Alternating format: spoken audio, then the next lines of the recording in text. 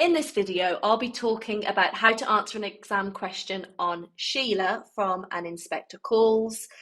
Um, I typically have the Edexcel IGCSE exam for English literature in mind when I do my videos, but this is also relevant for AQA and Cambridge and any other course that covers an inspector course, so long as what the aim is for you to understand Sheila in great detail.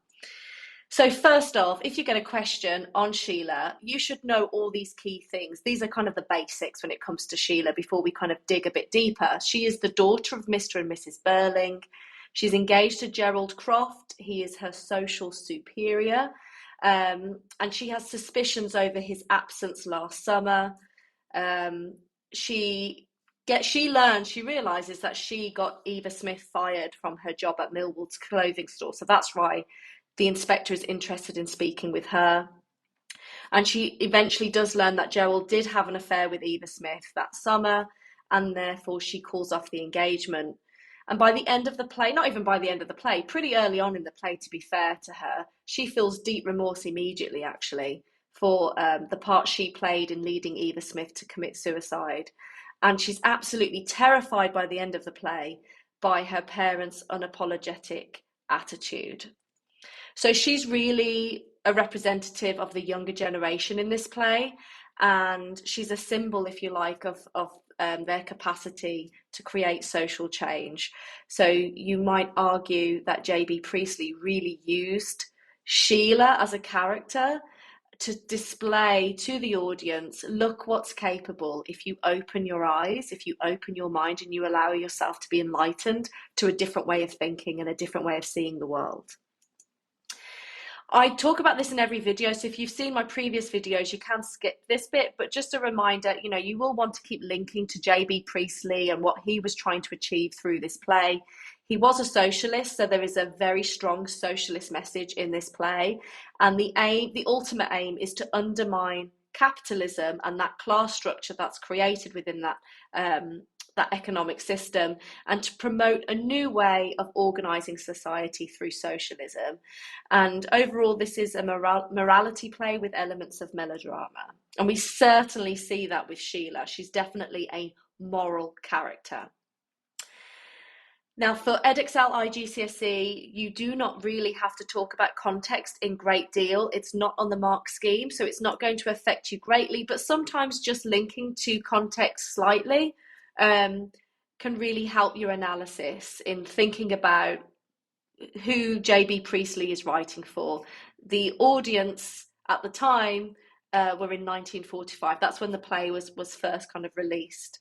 And so J.B. Priestley's really writing for that 1945 audience. So it's worth thinking about what they have experienced from 1912, when the play is set, when all these characters live, to 1945, when they actually watch the play. So by that time, we've seen the sinking of the Titanic. That might seem irrelevant, but what I guess the wider message of the sinking of the Titanic is this thought of, oh, okay, these huge industrialists, these wealthy men, don't actually all know what they're doing. We shouldn't completely place our trust in these higher class people. They don't always know what's right. And we kind of see that change in Sheila.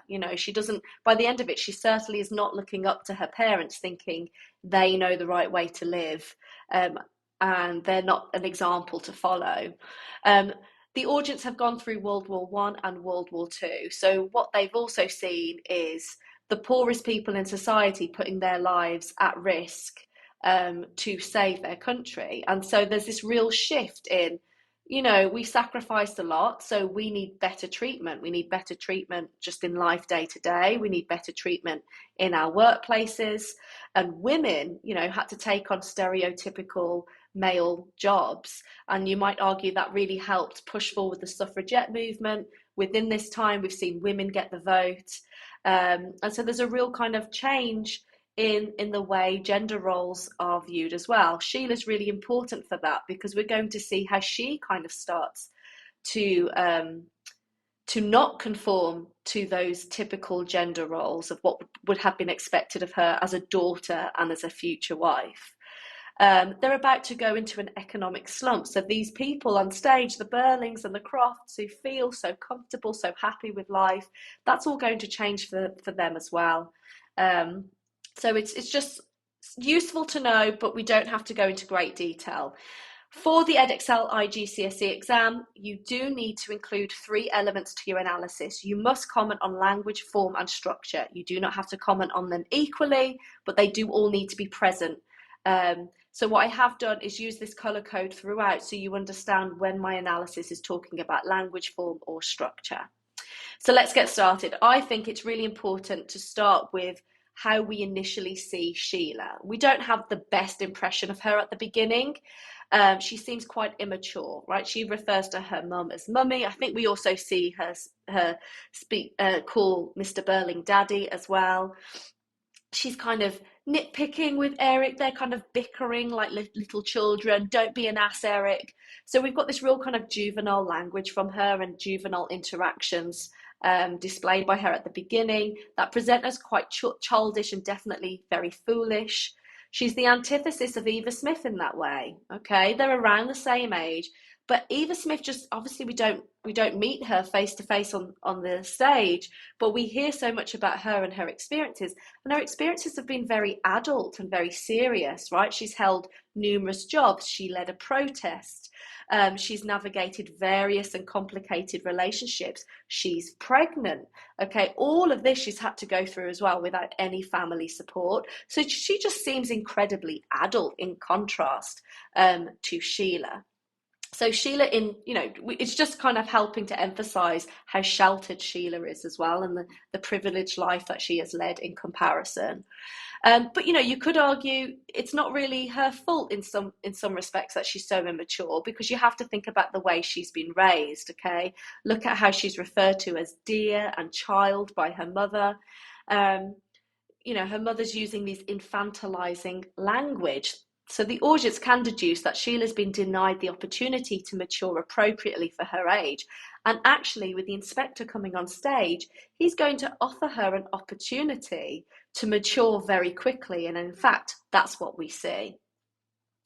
She's incredibly ignorant. Of course, this links to the sheltered life that she has led.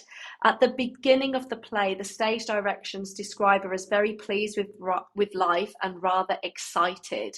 So we know that she's very comfortable, very happy with her life, and she's blissfully unaware of the strife of others, as well as the impending doom that awaits all of them, actually. Okay, there's kind of an irony with that sense of comfort amongst this family on stage, because again, the audience know life is about to change incredibly for all of you. We also see the stage directions after dinner. Mrs. Burling, Sheila, and Eric go out. Eric's only going to go out for a small moment. He's going to come back and join the men. And later on in the play, when things get a bit heated and there's talk about infidelity, she's told, I think you ought to go to bed, by her mother. So what would have been typical is in these stage directions is that women would leave the room after dinner so that men could stay and talk about business and current affairs. And that really reflects the way it was considered not the business of women to be concerned with such things.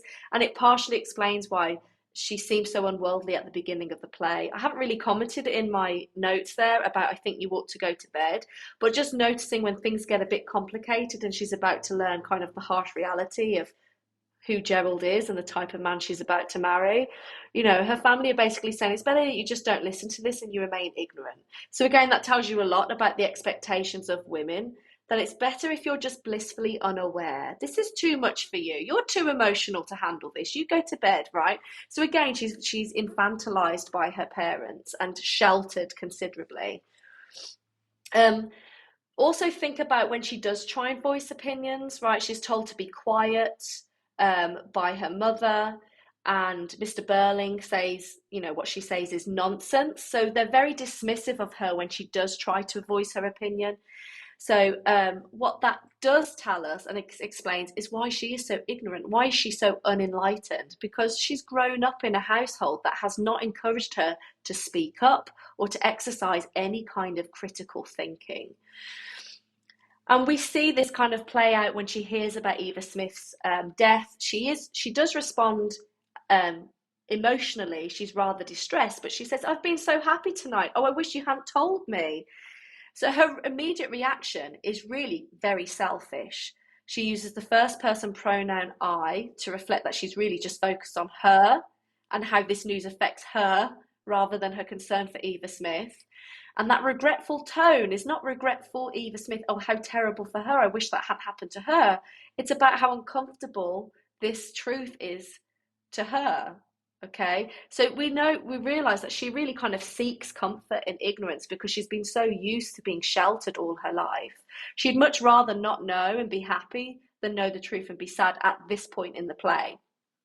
However, there is some hope for Sheila. The stage directions do say that she is distressed, and that does create a contrast with her parents, who are much more self-contained, much more stoic in their reactions, and this foreshadows her ability to become much more empathetic to others, which we will see over the course of the play. She is very shallow as well. When she gets her engagement ring, she repeatedly, there's a few stage directions that say that she's admiring her ring, and she says, now I really feel engaged. So the stage directions indicate that she is very materialistic, and also it says something about the type of relationship she has. It's clearly a very shallow relationship. The fact that it took a ring for her to feel really engaged, that tells us that this is very superficial. This is not a deep and meaningful relationship between Sheila and Gerald, which would be common for this time. You know, this is also a business opportunity for the Crofts and Burlings, who are competitors, to come together. So, you know, this is also more like a business arrangement than it is a meeting of two minds and two hearts. So that, of course, foreshadows as well the breakdown of their relationship later. When she learns of Eva Smith's suicide and this dreadful death, one of the first things she says is, pretty? Was she pretty? Right? Sheila's question about Eva Smith demonstrates that she does hold very sexist views about her own gender, right? She questions, this question tells us that she thinks it would be a greater tragedy if Eva Smith is pretty, and that implies that she believes a woman's worth is based on her physical appearance. So here, now we've talked about all the negative things. There are great things to say about Sheila. She is my favourite character in this play because she undergoes such great, impressive change. She is very intuitive, and we actually see snippets of this at the beginning, right? Where at the beginning, when she's talking about Gerald, she does remind him that one summer he never went near her, and the stage directions have her say that, half serious, half playful. So there are signs that she's not as naive as we might have thought she was, right? That, especially the stage direction half serious, that indicates that she doesn't completely accept the behaviour of Gerald, and she's actually not afraid to voice her disapproval, right? Another woman, if she's conforming to those gender roles, may just keep quiet and never raise it. But she does raise it to kind of say, I'm not quite happy about the fact that you didn't see me last summer. And then, of course, her suspicions are later confirmed. And that does reveal Sheila is a good judge of character. And she's someone who can't be fooled, as we originally may have thought. She's not as naive as we thought.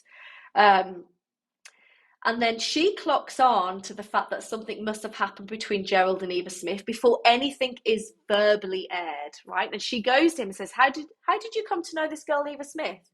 So she's got this direct question to Gerald, highlighting the importance of truth to her. She's read his body language and she's accurately realised what's happened. There's something's gone on before he's admitted anything. And this creates a contrast between Sheila and her mother. Remember, her mother kind of talks on and on and on and doesn't clock on to the fact that Eric is the father of the child, right? Of the unborn child of Eva Smith. And it takes her ages to clock. In fact, it's too late by the time she clocks on that it's her son that she's talking about. So we do realise that Sheila is much sharper than her mother. I should mention here as well, I should also bring in kind of the patriarchy, because what we notice here as well, she's not afraid to question her husband-to-be. And again, that does not fall in line with the expectations of a wife who should be subservient, who should not be questioning their husband. Everything should be quite passive. So we do see that there's great promise for Sheila to change. And then she also clocks onto the fact that there is something different about this inspector. She goes closer to him wonderingly. So Sheila's the first character actually to sense there's something different about the inspector, which is quite ironic because when Gerald finally thinks he's sussed it out, he's very vocal about it and everyone's kind of celebrating him. Oh, aren't you so clever? You figured it out. But you might argue Sheila was onto something way earlier. She sensed there was something different about him. So again, that really supports this idea that she's very intuitive. So that stage direction, wonderingly, I think is really important because that reflects a curiosity and a desire to learn in Sheila that's absent from her parents, absent from Gerald, and it's what enables her to change. Of course, what's really important and what really clearly sets her apart from her parents and Gerald and puts her in line with her brother Eric is that she's incredibly remorseful for what she did. She's not just remorseful for what she's done, she's remorseful on behalf of her family as well. Listening to what her parents did, she tells her father, but these girls aren't cheap labour, they're people. And she says to her mother, Mother, I think it was cruel and vile. So her direct criticism of her parents' actions is a sign that she's capable of critical thinking, and it does foreshadow the enlightenment she will undergo over the course of the play. She juxtaposes the language of her father, cheap labour, that business language that, that lacks any emotion, with the word people, right? And that really reflects the fact she's trying to instill a sense of humanity in her parents. The adjectives cruel and vile. She's very blunt with her words. Okay, she's bluntly condemning her mother. That was a terrible thing you did, mother. I should also notice that she says mother instead of mummy. Right, so we're seeing that growth in even just that word as well. And she speaks in declarative sentences that gives a sense of conviction in her dialogue. In other words, she feels very confident. And she's very sure about her morals. She knows she's got a great sense of what is right and what is wrong, and she knows her parents are in the wrong. She's not afraid to call them out. She's also not afraid to say when she's in the wrong. She says immediately, it was my own fault. She completely accepts. She doesn't back down. She's not trying at first to worm herself out of anything. She immediately accepts responsibility. So that short declarative sentence represents that willingness of Sheila to accept responsibility for her treatment of Eva Smith. And that's the antithesis of her parents, who in contrast speak at length to deny any responsibility. And so that gives Sheila a credibility and makes her really likable to the audience. And then towards the end, she says, between us, we killed her. The use of the first person plural pronoun we emphasizes how Sheila understands and accepts the shared responsibility that they all have to Eva Smith. The verb killed creates a serious tone and underscores the grave consequences of their actions. She gets it. She totally gets what the inspector was trying to teach them. Okay, we have a responsibility to people in our community, especially those who are less fortunate, who do not have a voice. And we need to behave much more responsibly and with empathy. And of course, this is the antithesis of her parents' response, because actually their response was to blame, in the end, is to place all the blame on Eric. Mr. Burling says, you're the one I blame for this. And Mrs. Burling says, I'm absolutely ashamed of you. So that just goes to show the different mindset. They just want to shift. They want to deflect. They are not willing to look inward and have any change. Hence why they are static characters. And Sheila is a dynamic character. A dynamic character is a character that changes over the course and learns and becomes enlightened. So there's a number of ways you can support this. One thing is the inspector sees this potential in Sheila himself. He refers to not just Sheila, but just young people as more impressionable. Mrs. Burling mentions this first, right? Says, oh, you've made quite an impression on Sheila. And she's saying she sees that quality as negative. Ironically, the inspector views that as a positive quality in young people, because what he sees is in Sheila, like other young people, is the ability to be more receptive to a new way of thinking. And unlike her parents, they have the capacity to change. We see this change in the way she hands the engagement ring back to Gerald. So at the beginning of the play, the engagement ring is a symbol that should be really in yellow. Sorry, I forgot to highlight that.